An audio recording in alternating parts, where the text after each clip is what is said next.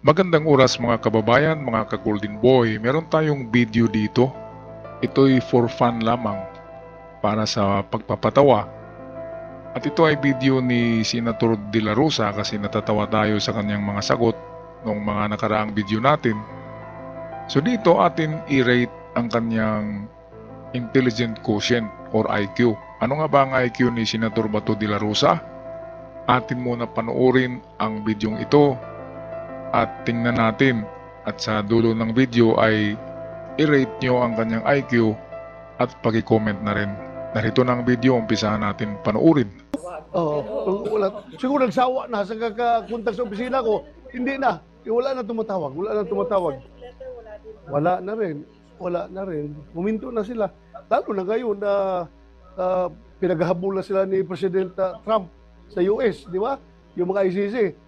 Wala na. Hindi na sila nakikialam kasi sabi ni Trump, lahat ng mga nagpa-facilitate ng pagpasok ng ICC investigation sa US at saka sa allied countries niya ay ipapa-revoke niya yung kanila ipa-cancel yung visa sa US at saka ipa-freeze yung mga ari-arian sa US. Kaya siguro tumahimik na sila. So tingin mo tapos na yung problema sa ICC? I can never say that sa hindi ko man hawak yung ICC talaga eh. Basta ako, handa lang ako na just in case mag-issue sila ng warrant of arrest laban sa akin, laban sa amin, I am ready to challenge them before the Supreme Court. Tapos ang ilang araw na pananahimik, nagparamdam na kahapon si Senador Ronald Bato de la Rosa. Okay, so balikan muna natin yung dito, yung mga sinabi niya. Mag-issue sila ng warrant of arrest laban sa akin, laban sa amin, I am ready to challenge them before the Supreme Court. Ito yung sabi niya, masaya siya kasi si Donald Trump ay anti-ICC. Bakit nga ba masaya si Bato de la Rosa? Kasi akala niya ay wala na siyang warrant of arrest. Akala niya takot kay Trump ang ICC. Ang ICC is European, hindi yan American. Kaya ang European ay ibang kontinente yan, ang Amerika ay isang kontinente na powerful, pero ang Europe ay powerful din yan. Ngayon, nang tinanong si Bato de la Rosa kung takot ka ba, nagdalawang isip siya. Pero sabi niya ay hindi siya takot. Pero mamaya malaman natin na takot siya kasi nagtatago siya. Ngayon dito natin malaman ang kanyang intelligent quotient, ang kanyang understanding. Bakit matuwa siya kung magsabi si Trump na i-freeze ni Trump ang mga assets ng ICC na nasa Amerika? Hindi naman kasama ang Pilipinas doon. Kasi ginawa yun ni Trump, nagalit si Trump dahil huhulihin si Netanyahu ng Israel, ng ICC. Kasi napakarami rin ang namatay sa giyera ni Netanyahu na binumba niya. Kaya yun ang pinakaayaw ng ICC, yung parang mass murder or genocide na katulad na ginawa ni Digong, 30,000 mahigit. Kaya nag-issue ang ICC ng search warrant sa presidente ng Israel kay Netanyahu at nagalit si Trump. Pero kay Digong ay iba naman ang kaso yan. Kasi talagang well-planned attack to civilians ang ginawa nila Digong sa Tukhang. Systematic, inaatake talaga nila using police force. Walang kalaban-laban, hindi katulad sa Israel at Hamas na parehong may mga armas at nagdeklara sila ng giyera. Yung mga drug addict, walang capability yun na magkipaggiyera sa police. So ang kanilang force ay unequal, hindi pareho ang lakas. So doon pa lamang hindi naintindihan ni Bato Kaya anong rate nyo mga kababayan? Ngayon, usad tayo. Let's move on dito sa ibang video niya. I am ready to challenge them before the Supreme Court. Tapos ang ilang araw na pananahimik, nagparamdam na kahapon si Senador Ronald Bato de la Rosa. Sa panayam ng media sa kanya, sinabi nito na hindi siya nagtatago at nasa Pilipinas pa rin siya. Paliwanag ng senador, naging abala siya sa pangangampanya sa malayong lugar. Sinadya rin umano niyang patayin ang kanyang cellphone para makatutok sa pag-aasikaso ng kanilang petisyon sa Korte Suprema. Ito sa sinabi niya na pinatay niya ang cellphone, ito para makatutok daw siya sa pag-process ng TRO, hindi totoo. So diyan, malalaman naman natin na ang sagot niya ay itong mali or naglalay siya. Bakit sabihin niya na turn off ang cellphone?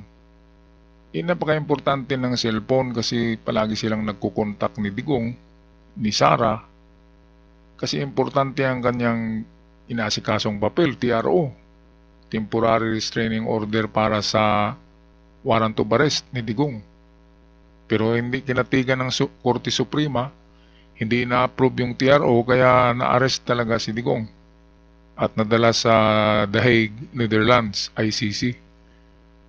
Kaya doon pa lang nasagot ni Bato na turn off ko ang cellphone para hindi ako matawagan. Mali kaagad.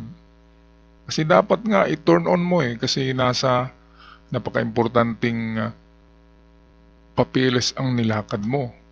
Kaya yan, anong rate nyo dyan mga kababayan? Sa ganun na sitwasyon, di ba? Diyan mo makikita ang galing ng utak ng tao kung paano niya i-manipulate ang bagay-bagay. Paano niya gawing maganda ito, matuwid, ganyan at mabilis. So, usad tayo. Who do you good afternoon. Rin umano niyang Ano ba patayin. yun? Ito naman susunod dito ang interview ni Carmina Constantino. Sa kanya, isang anchorwoman ito sa ANC TV. At dito, bulol-bulol ang English ni Nabubulol siya kasi magaling mag-English si Carmina. Kaya si Bato nabubulol. Ito, pakinggan natin Who do you good afternoon, good noon, sabi na. Yeah, this is Senator. Good afternoon to you. Thanks for joining us today. Welcome to the program. Good afternoon, good noon, sabi na. Yeah, this is Carmina Constantino. You're live on ANC, the former president, now in the custody of the ICC. What are your sentiments, Senator? Well, I'm sad. I am sad for what is happening right now. He's continuing to put up that stand that he will, in his words, he will continue to serve the country. And if this is his destiny, then so be it. Your thoughts regarding that, Senator De La Rosa? Well, who do you refer to? Ito na Former nabubulol talaga si De La Rosa dahil napakagaling mag-English si Carmina Constantino. Kaya nabubulol O talagang na ano siya.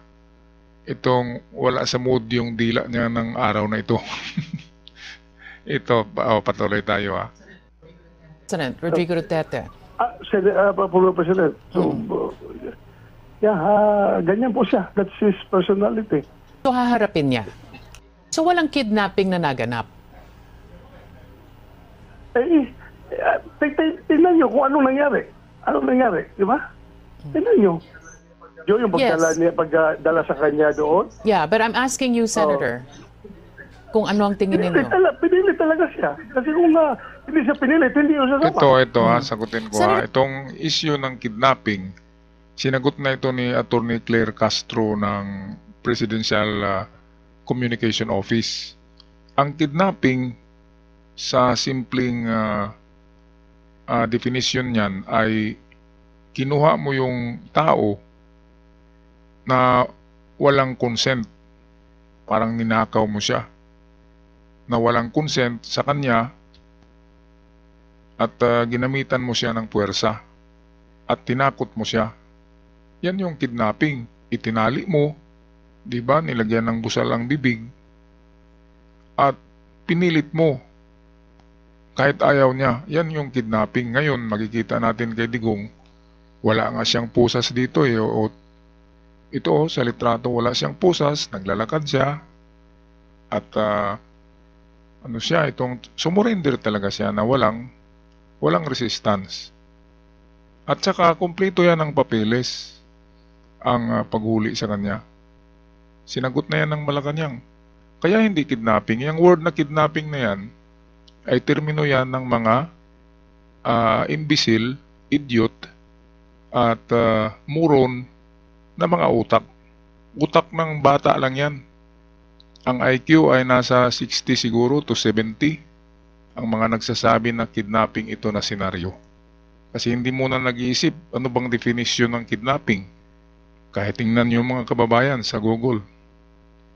Ang kidnapping ay ginamitan mo siya ng puwersa, walang consent, hindi siya pumayag, pinilit mo, nilagyan mo ng piring ang mata, busal, at tinala mo sa lugar na ayaw niya. At itinago mo siya. So yan yung kidnapping. Mali kaagad si De La Rosa dyan. At ang mga DDS dyan na naniniwala sa kanyang definition, ay mali yan. Kaya wag niyong anuhin yan. Huwag niyong sasabihin palagi yan kasi hindi yan totoo. Fake news. Walang kidnapping. Patuloy tayo. Oh, Saan ho kayo? Have you gone into hiding? andito. Kung hiding ako, hindi mo ako makausap. Nandito ho kayo Diba? sa Pilipinas. Nandito ako sa Pilipinas. Ano ho ang plano ninyo? Plano ko? Opo. Oh, kung lalabas yung warrant of arrest ko at ako ipapahuli talaga ng ating gobyerno, then I will avail of the protection that is going to be afforded to me by the Senate as an institution. I will avail of that. Dito Ito parang bata siya sumagot dito eh. Dito na portion. Yung pagsagot niya, plano ko, parang loading eh, di ba? So hindi yan yung IQ na smart IQ. Medyo siya na IQ. Nasa 70, di ba? Ito. Ang tingin ninyo? Pinilit talaga siya. Kasi kung hindi siya pinilit, hindi siya sasama. Senator, Oh. saan ho kayo? Have you gone into hiding? Andito, kung hiding ako, hindi mo ako makausap. Yung sagot na yun ay parang sa parang sa bata lang, di ba? Para hindi siya intellectual na sagot. Patuloy tayo dito sa unahan. Nandito ho kayo Diba? sa Pilipinas. Nandito ako sa Pilipinas. Ano ho ang plano ninyo? Ayan, Plano plano ko. Opo. Parang parang loading talaga, Plano ko. Ay, nako, bato. So, yan yung diyan mo malalaman kung gaano ka-smart ang isang tao sa pagsagot ng mga tanong, kung anong salita ang isasagot, loading ba o hindi, mabilis ba, eksakto ba ang sagot niya. Diyan malalaman ang mga IQ. Ito, Kung lalabas yung warrant of arrest ko at ako ipapahuli talaga ng ating gobyerno, then I will avail of the protection that is going to be afforded to me by the Senate as an institution. I will avail of that. At hanggang saan kaya ako protektahan ng Senado, doon lang ako. Pag hindi sabihin na hindi na kaya, you have to surrender yourself. Then I will turn in ito myself. mali naman siya peacefully. sa presumption niya. Natutulungan siya ng Senado. Paano siya matulungan? Nasa minority siya. Di ba ilan lang bang bubuto sa kanya?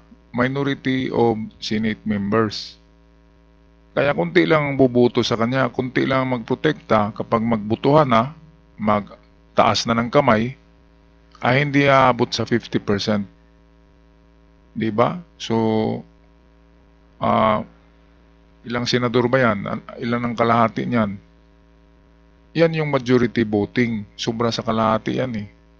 Kung 12 ka senador, ay dapat 13 ang bumoto para majority. Ganyan yan. Pero kung below majority ang boto, ibig sabihin, hindi ka protektado ng Senado. Kasi minority ka eh. Kayo lang tatlo dyan ni Cynthia Villar, apat pala kayo. Robin Padilla, Bungo at ikaw. Kaya konti lang kayo. Pagtaas ng kamay, apat lang kayo o 5. Di ba? So diyan pa lamang, bakit sasabihin ni Bato na poproteksyonan siya ng Senado? Makikita naman diyan na kahit may Senado ay minority siya.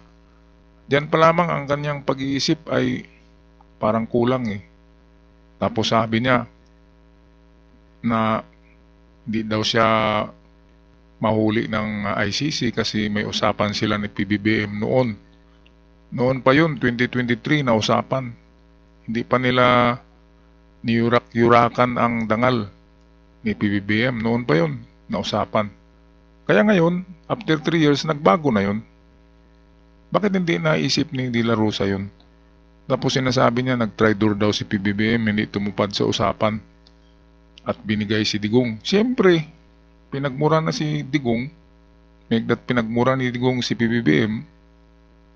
Yung anak naman niya na si BP Sara ay sinasabing patayin niya ang 3 tao, di ba?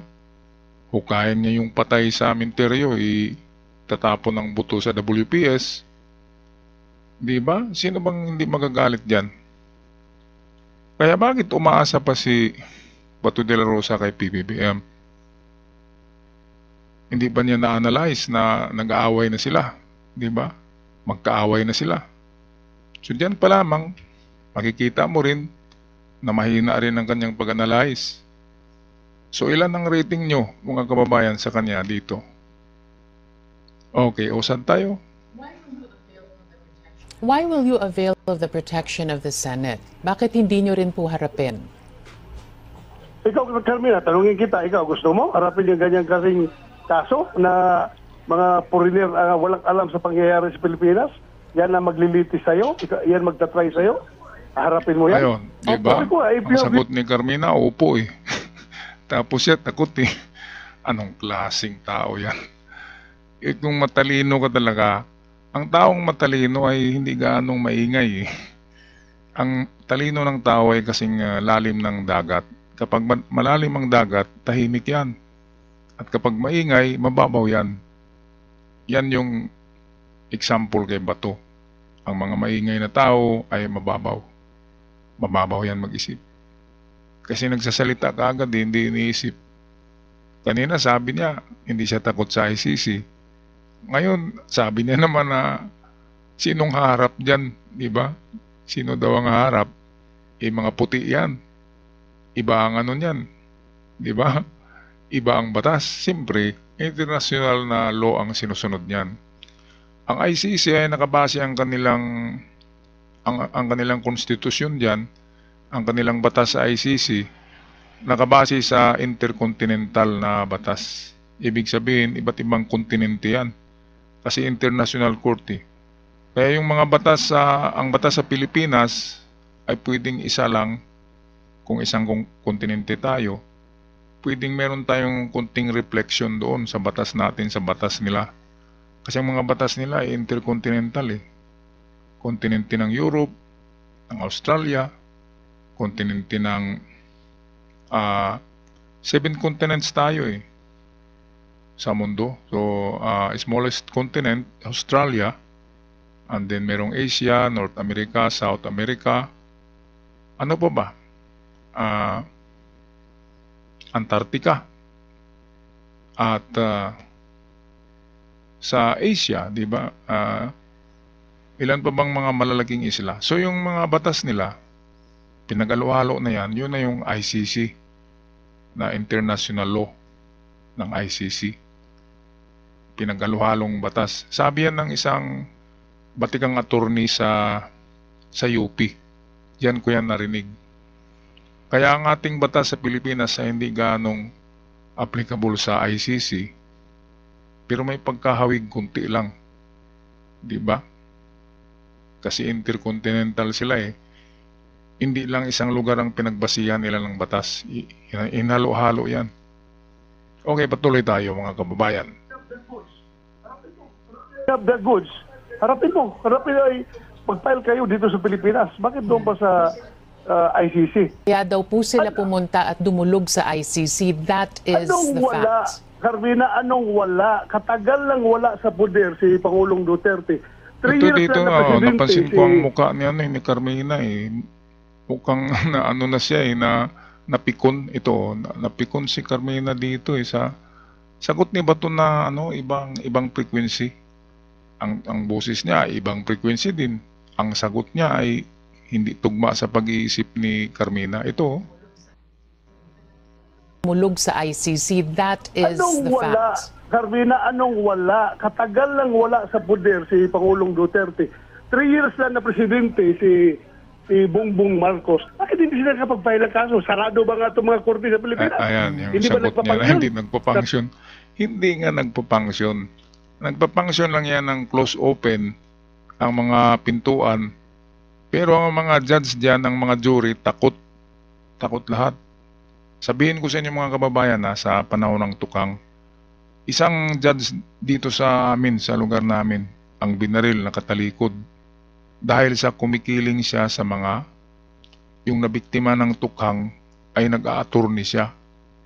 Kaya dito sa amin noon walang mag-a-attorney ng mga natukhang na pamilya. Wala kasi takot barilin ka eh. Merong ano niyan, ganyan si Duterte, mayroon siyang utos na sige barilin niyo yung mga attorney ng mga biktima ng tukhang para wala nang mag-attorney. So wala na nga dahil sinampulan na dito sa amin eh. Buong nasyon yun, buong Pilipinas na operation. Hindi yan na bulgar diyan sa mga balita. Pero totoo yan. Paki-comment sa ating comment section. Kung meron kayong narinig na attorney na tinukhang na kumikiling sa mga biktima ng EJK. Totoo yan. Okay. Usad tayo, patuloy tayo. Sarado ba? Bakit hindi sila makapag-file dito? May Ay, ginawa lang nila yan dahil advice yan sa mga kalaban ni Duterte na gusto lang yung palakihin ang kaso for propaganda purposes na talagang sisiraan tayo ng gusto. Doon sila sa ICC. Yan man talagang gusto nila. Pero dito, bakit ang atong korte ba sarado? Hindi sila pwede mag-file kung gusto lang ng justisya? I was able to speak with Jane Lee, wife of Michael Lee, one of the 30,000 killed under the Duterte administration's bloody war on drugs. Ito po ang sabi niya, Senator, ni death certificate at police report, hindi daw sila magkaroon ng kumpiyansa, ng lakas ng loob mag-file or humingi dahil takot na takot daw po sila. Anong sagot niyo doon, Senator? Ayan, so yung ganyan na pananalita at pagsagot, di ba?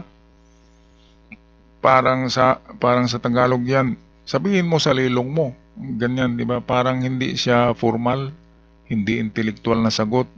Sagot lamang ng mga bata at sagot ng mga istambay. Yung walang mga pinag-aralan. Ganyan yan eh. Yung sabihin kaagad na tell it to the Marines. Sabihin mo sa lulo mo. Ganyan yan, di ba? Grabe, kaya ibubuto nyo ba ito? Ayan yung ulo, makintab. Makintab yung bunbunan. Matulis yung ulo niya pala eh. Parang baby shark. Ito. Parang baby shark ang hugis. Okay, patuloy tayo dito. Atin kilatisin talaga tong kanyang gaano siya katalino. Di ba? You're all you said are all propaganda. You're all propaganda. Ano ba yan? Redundant na yan na speech eh. Redundant na paggamit ng words for words. You're all you said. Ang tama dyan, all that you said are all propaganda. Hindi you're all you said. Balikan nga natin. Hay nako.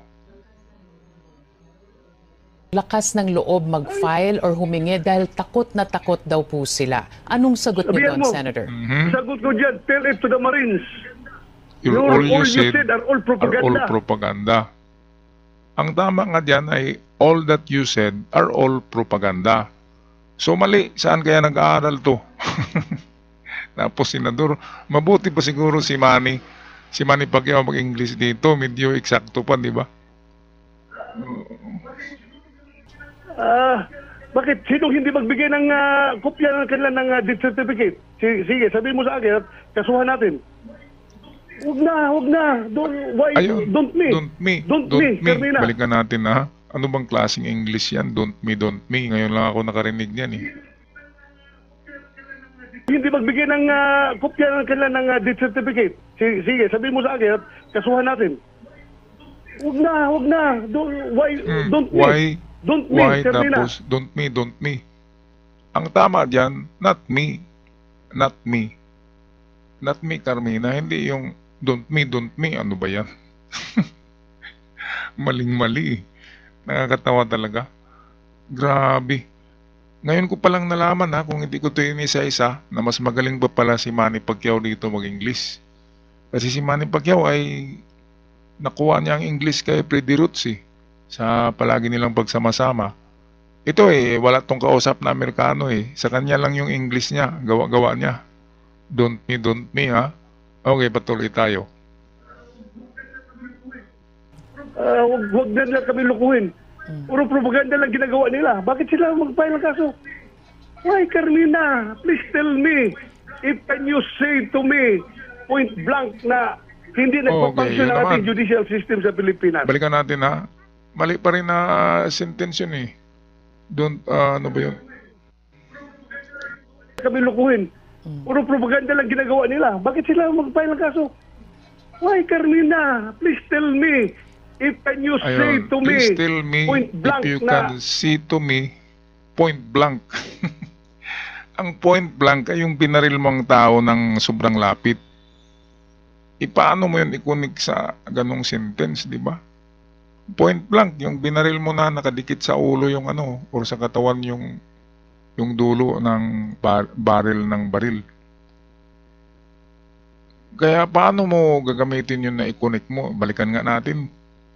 Maling-mali. Gawa-gawa lang niya na English to. kasuhan natin. Huwag na. Don't me, Carmina. Huwag na nila kami lukuhin. Puro propaganda lang ginagawa nila. Bakit sila mag-file ng kaso? Why, Carmina? Please tell me. If can you say to me, point blank na hindi nagpapangsyon ang ating judicial system sa Pilipinas. High school bagsak siguro to sa English, no? Kung pumasa ito, baka binigyan ng ng pampadulas ang guro. Maling-mali, ang daming mali niya dito lang sa itong video na to Kaya nga binalikan ko ang video na to kasi dito ko nahalata na maling-mali siya mag-connect ng mga salitang English or kahit Bisaya. Maling-mali pa rin ang construction Patuloy tayo. Sige nga, tell me. Huwag niyo sabihin madramahan. Huwag niyo kami dramahan na hindi makakuha ng death certificate. Huwag na.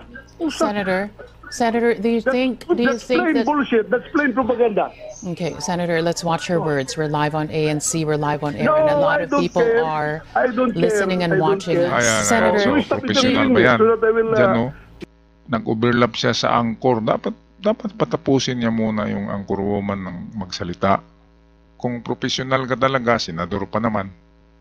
Di ba? Sinasapawan niya. Ibig sabihin na mas powerful siya sa anchorman. Sinasapawan niya Mali pa rin, mali. So, anong rating nyo, mga kababayan? Anong grado nyo? 70 ay, yan yung pinaka, 70 and below 70 considered as idiot na yan. Or moron, or may disability na, abnormal, mental disability yung ang utak ay hindi na normal person. 70 idiot ang tawag diyan, idiot na moron na rating. At ang 80 to 100 is average, and then 120 exceptional, 140 is genius. Genius ba yan? Okay. Let's move on. Stop saying those words. no, we do want to interview you because we know that you're an important factor in this developing story. You're an important element as well.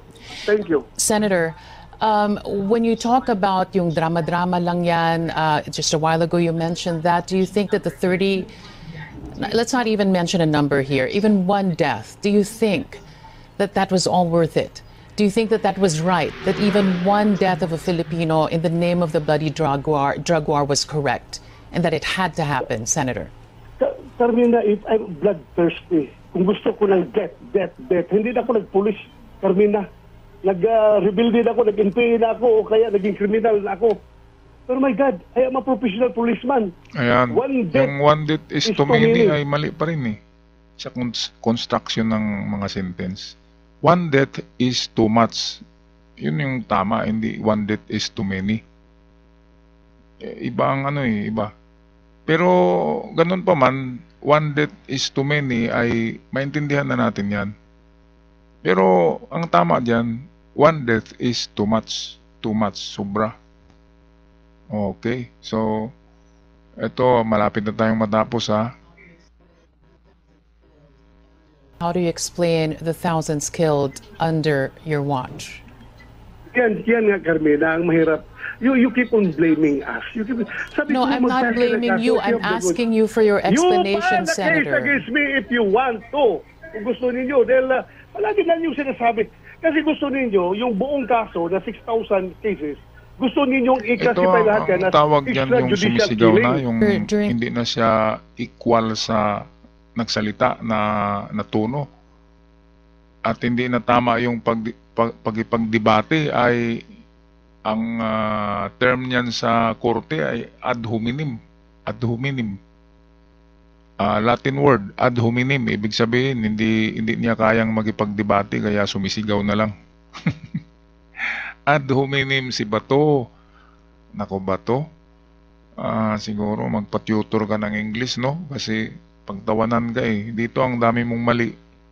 Kaya dito natin malalaman ang quotient ng intelligence ni Bato. Okay, so isang ano lang to isang video nga lang to. Okay, patuloy tayo. Case against me if you want to. Kung gusto ninyo. Dahil palagi na yung sinasabi. Kasi gusto ninyo, yung buong kaso na 6,000 cases, gusto ninyong i-classify lahat yan as extrajudicial killing. During the height of the drug war, and as you said, one death is just too many. What did you do to stop the deaths from mounting? Carmina, inimbestigahan natin lahat ng pulis na nagkakamali. We are at war with the drug syndicates. Hindi mo maiwasan may mamatay. Ako kontrolado ko mga pulis ko. Kung mayroon mang hindi nagpapakontrol sa akin, yan yung mga siraulong pulis. Pero yung mga kalaban, hindi natin kontrolado. Mali yung, balikan natin ha. Mali yung sinabi niya na we're at war. Mali yun. Ayan. Masabi mo lang na we are at war kung pareho ang puwersa. Katulad ng Ukraine at Russia, di ba? Pareho silang may mga armas, may mga baril. They are at war. Pero katulad ng ang kalaban mo ay daga, tapos ikaw ay tigre, hindi pwedeng matawag na war yan. Kasi walang kalaban-laban yung daga sa tigre. Ganon din yung mga busabos na mga rugby boys na pinagbabaril. Walang kalaban-laban, kaya hindi yan gera. Yan ay genocide. Yan ay murder. Mass murder yan. At genocide pa. Dahil walang kalaban-laban talaga, walang mga baril yan eh. Nilalagyan lang yan ng mga paltik na 3-8 na kinakalawang, hindi pumuputok. Kasi kung puputok pa yung mga baril ng mga adik na yan, ay may natamaan na, di ba? Wala eh. Yung mga nakitang baril, nilalagay lang yung planted. Yun nga yung sabi ni Digong na bigyan mo ng armas para barilin nyo. Kaya pinapahawak nila yung baril, andin barilin nila, sabihin na self-defense. Okay, so tapusin natin ang video. With the drug syndicates, hindi mo maiwasan may mamatay. Ako kontrolado ko mga pulis ko. Kung mayroon mang hindi nagpapakontrol sa akin, yan yung mga siraulong pulis. Pero yung mga kalaban, hindi natin kontrolado. Very effective yung kanilang ito naman ay tumaas daw dito ang Bato ang rating eh. Paano yan nangyari mga kababayan? Sino kayang di ba? Alam ko naman dito sa channel ko ay anti-Bato kayo. Bakit tumaas daw? Baka binayaran to ni ni Kibuloy. Baka number 1 dito si Kibuloy. Ayan, tingnan mo si Ping Lacson sa baba ni Bato eh. Paano nangyari yan? Pati na si Cayetano, anong nangyari? Pati si Manny Pacquiao, grabe naman. Sa presidential election nga, pang-3 si Manny. Tapos dito sa senatorial, naging pang-7. Tapos si Bato, narito sa si Bato pang-6. Pang-6 si Bato. Maniwala ba kayo niyan, mga kababayan? Yang daming ang nag-comment na hindi ibuboto to si Bato eh. Paano niyo iboto yan? Tingnan niyo yung IQ, di ba? Okay. Usad tayo, usad. Dahil paangat ako na paangat. Nung una, 12 to 14. Tapos naging 10. Tapos naging 8 to 9. Ngayon, yung latest na policy siya, 4 to 7 na tayo. So very effective. Diba? Yung kanilang baka baliktad itong papel na ito. Baka baliktad yan. Diba? I-bad shot ka na eh. Susunod sa'yo si Bongo. Wala pa, hindi pa kinasuhan. Ang kaso naman ni Bongo ay yung mga project na karamihan ng construction sa gobyerno ay binigay ni Digong kay Bongo. At binigay ni Bongo sa kanyang mga asawa yata ni Bongo yung nagmamanage ng construction. Kaya hindi pwede na ang manalo sa bidding ay sila pa rin. Hindi yan pwede kasi sa gobyerno, hindi pwede. 'Di ba? Yan yung kasalanan ni Bongo na susunod pa yan. Kasi inuuna lang itong mga principal. Meron ding kaso si Bongo sa katiwalian. Tulad ng ganun, yung mga projects noon sa panahon ni Digong. Okay, so ano pang meron dito sa dulo ng video? Panoorin natin. Favorable sa akin. Sige, demolish ba niyo ako? Para angat at angat pa tayo. Do you think you'll be able to carry on the rest of the campaign, though, given that there are reports that there is an impending arrest warrant? This time, it's for you. Well, that warrant does not disqualify me. Regardless kung lalabas yung warrant na yan, it does not stop me. It cannot stop me from running. Tutuloy pa rin yan at taong bayan ang bahala mag-desisyon. So mga taong bayan, kayo daw ang bahala. Nila. So ano sa palagay nyo, iboto nyo ba to? Paano iboto nyo yan? Makatsay na yan, di ba? Isa sa kasalanan nila, makatsay na sila. Pangalawa ay meron silang kasalanan, di ba? Ngayon, meron tayong dito. Tingnan sa Google ang definition nitong IQ, Intelligent Quotient. Okay mga kababayan, so tingnan natin dito sa Google ang average IQ ng isang tao ay 100. Ang score ito. Average IQ yan.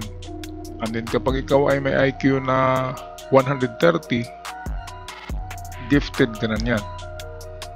Pero kapag ang IQ mo ay below 70, ibig sabihin may disability ang utak mo. Ibig sabihin parang parang abnormal, imbecile or moron or idiot. Ngayon, above 70 ay considered normal pa yan. Halimbawa 75, 80, 85. Pero ang average talaga ay 100. Pero 70 and below is considered imbecile. So saan ba dyan si Senator Go? That Senator Bato de la Rosa? Mga kababayan, kayo na ang mag-rate nyan. Okay, i-rate nyo at paki-comment sa ating comment section. Maraming salamat. At kung magpaalam na sa mga bago pa lamang, huwag kalimutan mag-subscribe sa ating channel para palagi kayong updated. Hanggang sa muli, God bless the Philippines at mag-ingat ang lahat.